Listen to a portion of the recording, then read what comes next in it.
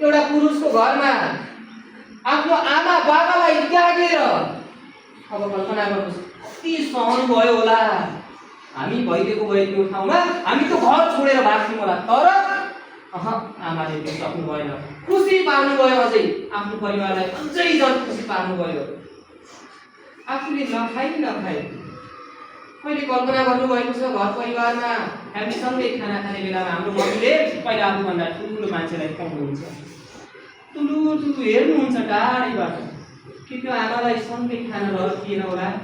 सम्झनुहोस् त त्यो आमालाई पहिला छोरा खाऊ भन्नुहुन्छ अनि छोरी खाऊ न भन्नुहुन्छ।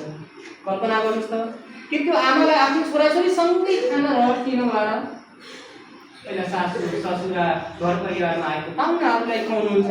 बिचरा आमालाई कहिले सोध्नुभयो मम्मी तपाईँ पहिला खानुहोस् न?